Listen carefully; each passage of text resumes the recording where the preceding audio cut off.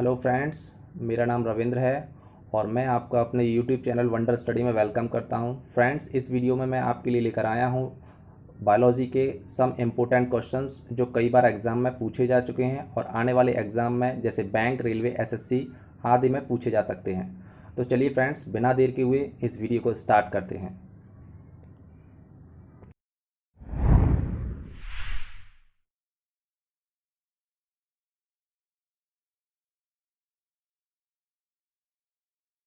First question जो आपकी screen पर दिखाई दे रहा है, क्वेश्चन है who is the father of botany? वनस्पति विज्ञान के जनक कौन हैं?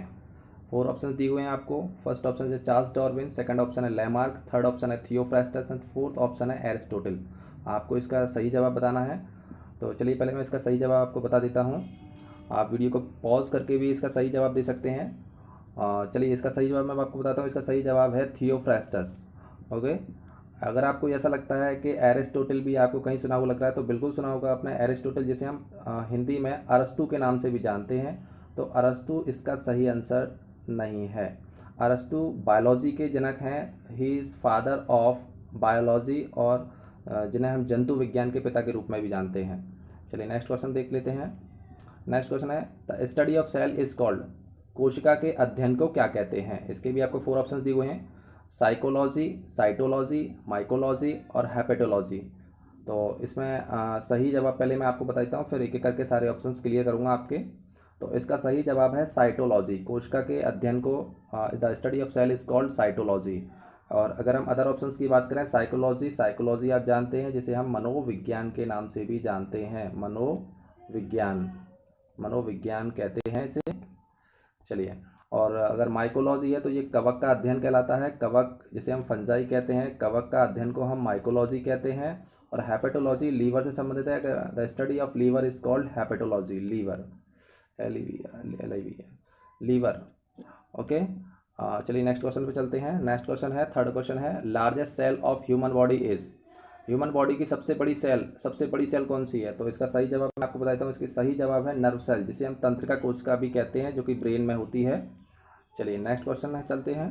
नेक्स्ट क्वेश्चन है who discovered first living cell? पहली जीवित कोशिका की खोज किसने की थी? तो अगर आपको लगता है चलिए पहले सबसे पहले आपको इसका सही जवाब बताता हूँ। इसका सही जवाब है Antonie Leeuwenhoek. Second option is right. और इसमें आप कभी कभी गलत कराते हैं, रॉबर्ट हुक लगाए जाते हैं। तो रॉबर्ट हुक ने जो खोज की थी वो लिविंग सेल नहीं थी, वो एक नॉन लिविंग सेल थी। जबकि पहली जीवित कोशिका की खोज एंटोनी ल्यूवेनहॉक ने की थी, जो कि एक प्याज से की थी। प्याज के छिलके में सेल को दिखा था। तो आप जानते हैं कि जो प्लांट्स होते हैं वो भी लिविंग थिंग्स होते हैं। तो first living cell was discovered by Antonie Leeuwenhoek. चलिए नेक्स्ट क्वेश्चन पे चलते हैं। नेक्स्ट क्वेश्चन है which organelle is known as the suicidal bag of cell? कोशिका के किस अंग को सुसाइडल बैग, आत्महत्या की थैली के नाम से भी जाना जाता है? तो इसका मैं आपको सही जवाब बता देता हूँ पहले। इसका सही जवाब है लाइसोसोम। ये कई बार एग्जाम में पूछा हुआ क्वेश्चन है और ये आप याद रखें। क्वेश्चन नंबर 6 है आपके सामने। Cell wall is made up of. कोशिका भित्ति किससे मिलकर बनी होती है? इसके 4 ऑप्शंस दिए हुए हैं। फॉस्फोलिपिड्स, प्रोटीन्स, सेलुलोज और मिनरल्स। तो पहले मैं आपको इसका सही जवाब बता देता हूँ, फिर एक्सप्लेन करूँगा। इसका सही जवाब है सेलुलोज, जो कि एक प्रकार का कार्बोहाइड्रेट होता है। और ये सेल वॉल जो होती है, देखिए मैं आपको रफली समझाने की कोशिश करता हूँ। सेल वॉल जैसे ये आपकी कोई सेल है और इसके अंदर एक लेयर और होती है इस तरीके से। तो जो आउटर लेयर होती है इसे हम बोलते हैं सेल वॉल, शॉर्ट में लिख रहा हूँ CW।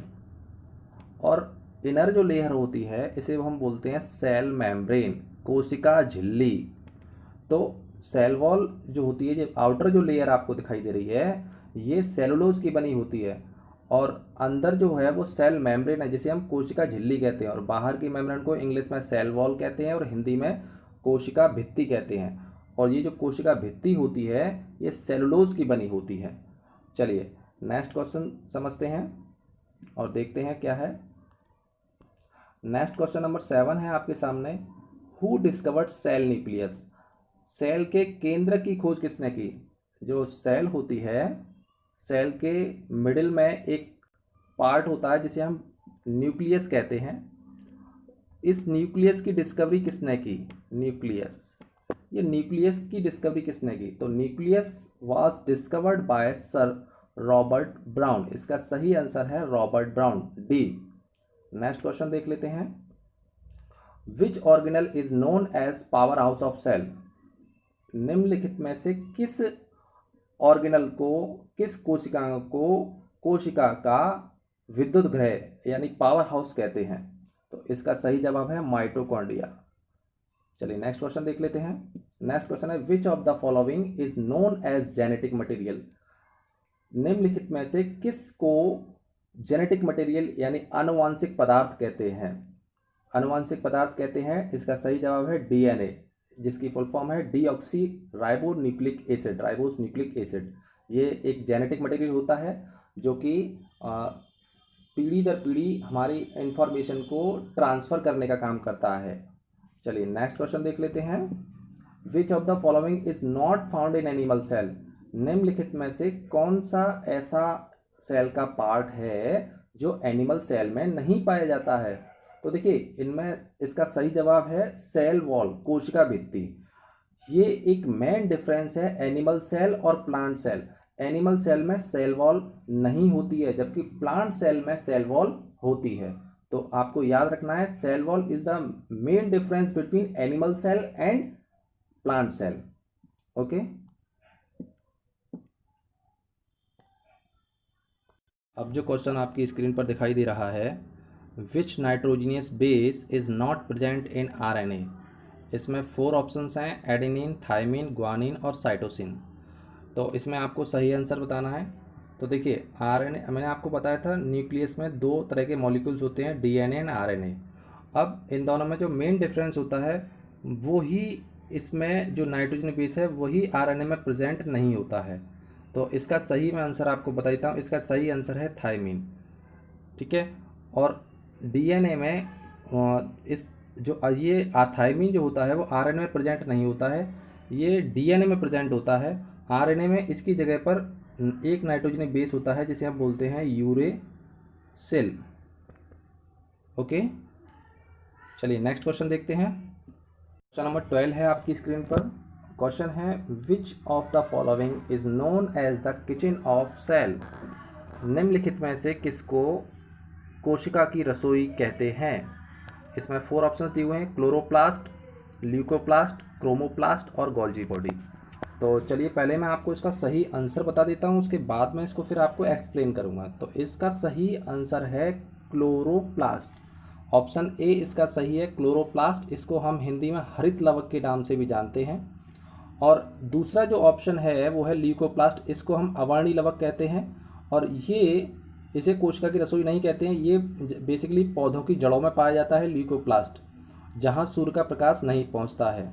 तीसरा ऑप्शन है क्रोमोप्लास्ट, इसे हम वर्णी लवक कहते हैं जो कि फूलों को कलर देता है। बड़ा ही इंपॉर्टेंट क्वेश्चन इससे बनता है। मैं नेक्स्ट वीडियो में आपको, ये वीडियो का पार्ट 1 है और नेक्स्ट वीडियो में इसके बारे में भी आपसे क्वेश्चन अवश्य पूछूंगा। फूलों को कलर देने वाला जो प्लास्टिड है वो है क्रोमोप्लास्ट। तो चलिए अब नेक्स्ट क्वेश्चन देख लेते हैं। क्वेश्चन आपको आपकी स्क्रीन पर दिखाई दे रहा है। क्वेश्चन नंबर 13 है, which of the following is responsible for protein synthesis? निम्नलिखित में से कौन सा प्रोटीन के निर्माण के लिए या प्रोटीन संश्लेषण के लिए उत्तरदायी होता है? तो इसमें 4 ऑप्शन दिए हुए हैं, लाइसोसोम, राइबोसोम, माइटोकॉन्ड्रिया और प्लास्टिड। तो चलिए मैं इसका जल्दी से आपको सही जवाब बता देता हूँ। इसका सही आंसर है राइबोसोम। जहाँ कहीं भी आप याद रखिए राइबो या राइबोस टर्म आए तो उसका मतलब ही होता है प्रोटीन, और इसीलिए इस राइबोस से एक क्वेश्चन और बनता है कि किस ऑर्गेनल को प्रोटीन की फैक्ट्री कहते हैं? तो वो ऑर्गेनल आपका ये राइबोसोम ही है, जिसको हम प्रोटीन की फैक्ट्री भी कहते हैं, फैक्ट्री। ठीक है, ये आप याद रखें, इसको प्रोटीन की फैक्ट्री भी कहते हैं। चलिए नेक्स्ट क्वेश्चन देख लेते हैं। In which organelle cellular respiration occur? कौन सा ऐसा ऑर्गेनल है जिसमें रेस्पिरेशन की प्रोसेस होती है, श्वसन की प्रक्रिया संपन्न होती है? तो इसमें आपको 4 ऑप्शन दिए हुए हैं, सेंट्रोसोम, राइबोसोम, माइटोकॉन्ड्रिया और गोल्जी बॉडी। तो इसका सही जवाब मैं आपको बताता हूँ, इसका सही जवाब है माइटोकॉन्ड्रिया। चलिए नेक्स्ट क्वेश्चन देख लेते हैं। Next question and last question of this video, which of the following scientist represent DNA model? DNA का जो डबल हेलिकल स्ट्रक्चर मॉडल होता है वो किसने रिप्रेजेंट किया था? आपने कई बार एग्जाम में या किसी बुक्स में या वीडियोस में कहीं पर देखा होगा आपने, इस तरीके का मॉडल बना हुआ होता है। सॉरी, मैं अगेन आपको एक्सप्लेन करता हूँ। आपने देखा होगा इस तरीके का स्ट्रक्चर, डबल हेलिकल स्ट्रक्चर इस तरीके का बना होता है, तो इसे डीएनए मॉडल बोलते हैं। और ये डीएनए मॉडल किसके द्वारा रिप्रेजेंट किया गया था, तो वो सही नाम है वाटसन एंड क्रिक।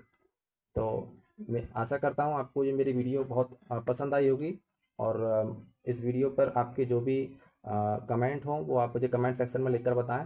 और अगर आपको मेरी ये वीडियो पसंद आई हो तो मेरी वीडियो को लाइक, सब्सक्राइब और शेयर, ज़्यादा से ज़्यादा शेयर करें। Thank you, thanks for watching my video.